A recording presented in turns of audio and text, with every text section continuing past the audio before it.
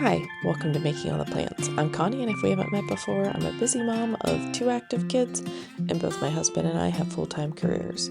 My goal is to share with you how I stay on top of all life throws at me in one planner so that you might be able to do the same. So this week I am going back to the traditional vertical layout because we will be on vacation. So I went ahead and printed off a bunch of images. Bet you can't guess where we're going. I also grabbed this little washi tape sticker book just in case I needed any images to fill in. I just felt like they were the right color scheme and the right theme and mood and feel. So I have these in case I just need a little bit more than what I have printed off here. I did grab my skinny Happy Planner sticker books. I did grab them mostly for this colorful desert book. I thought that some of the colors would go well if I wanted to use them again. I just grab a few things just in case I don't have quite enough stickers printed out. There are some other skinny books in here, but I probably won't use them.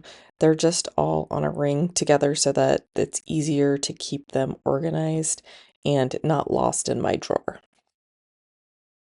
And then I also have a few washi tapes. I'm not sure what I want to use yet, but I thought I would grab a few just so that they're at my fingertips.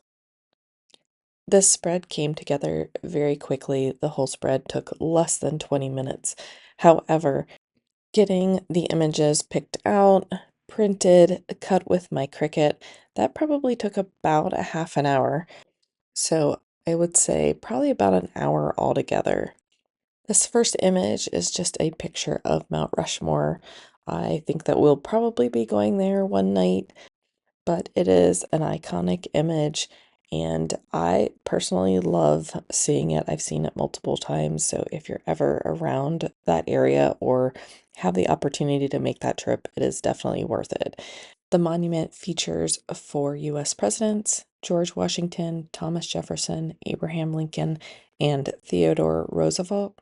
But the artist chose these 4 presidents because they represented the first 150 years of our country, which represented the birth, expansion, preservation, and development of our country. From suggestion to completion was only 18 years long. They started discussing the development of Mount Rushmore on December 28th, 1923, and the entire monument was completed October 31st of 1941. But all that to say, I'm excited to go see the touristy things when I'm out in South Dakota. I go frequently. I have relatives that live out there. So I'm excited to not only see my family that I haven't seen in quite a while, but also to be able to take my kids and experience all the tourist attractions in that area. But for this image, I did decide to cut it down a little bit. I didn't like how it kind of floated on the right side of the page, so that's why it is landing here at the beginning of the week. I would have liked to leave more room for notes and whatnot at the beginning of the week since we are starting to travel and things like that. I need notes for packing, etc.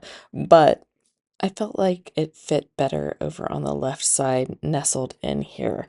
So I will go ahead and leave it here and try not to put too much stuff on top so that I can leave plenty of room for my lists and whatnot.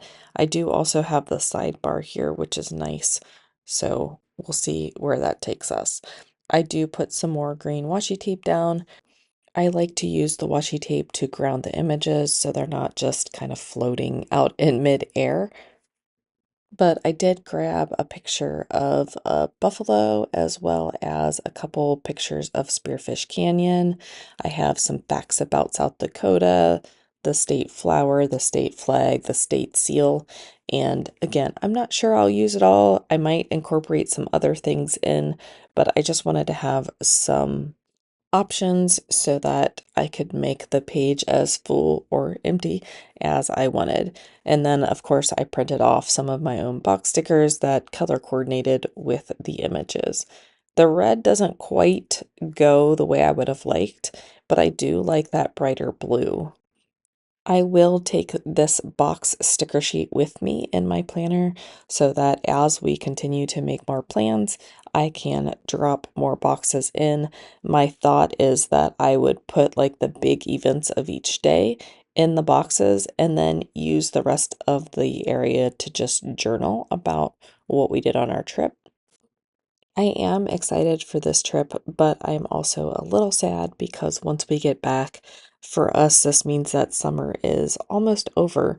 Soccer season really starts to kick up once we get back, and then we cannot take any more vacations. So, although I would have loved to take another trip with just the four of my immediate family, and because we did miss out on that this year, I think that we are already starting to plan next year's trip. Again, if we don't travel in June as a family, it just doesn't happen because of soccer. That is the only month that we have available. And the other tricky part is if my daughter does play softball next year, now that she is injury free, then that may throw a wrench into our vacation plans as well. But I am a realist and I know that my son isn't going to be here forever.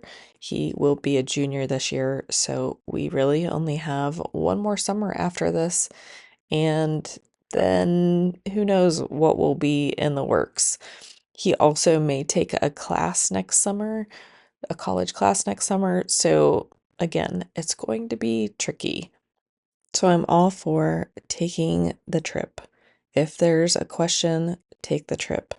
So, of course, I don't want either of my kids to ever be penalized for taking a trip, but if it's possible, just take the trip. But once I get all these images down, I debate on whether I'm just going to leave it as is and then journal in the open spots. But I know I hate writing just in open areas. My handwriting, I can never get a straight line and it drives me crazy. So I am going to come back in with a stencil from Chrissy Ann Designs and draw lines for my journaling. I think that this is the 6 millimeter spacing. I just prefer the lines to be closer together. That's the only reason why I don't use the Happy Planner stencil. But I'm not sure if you can tell or not, but the lines are actually longer than the box is wide. So what I do is I leave a little bit of a gap between the end of the line and the edge of the box.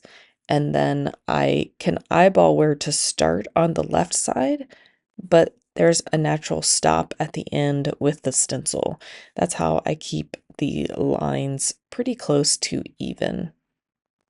And on the left side, I actually used one of the lines as a line for my journaling.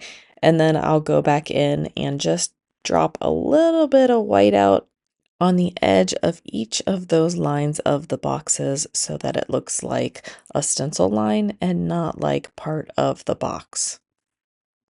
I feel like I have plenty of lines except for maybe on Friday. I might struggle a little bit there.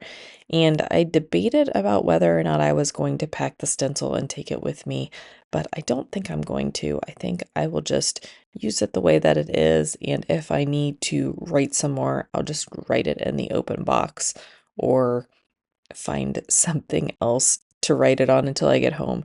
I just don't want to possibly lose my stencil while I'm gone. I do appreciate the lined sidebar though. This is a printable layout from Squared Plans that I purchased at the beginning of the year. This is what I thought I would be using on a weekly basis. So I did purchase the digital version at the beginning of the year, but I do like how she has those lines in the sidebar. But I will link her Etsy shop down below in case you're interested in any of her layouts. But thanks for coming along with me today. Let me know down below what your big vacation plans are for the summer. I hope that everybody is having a great week, and I will see you in my next video. Bye.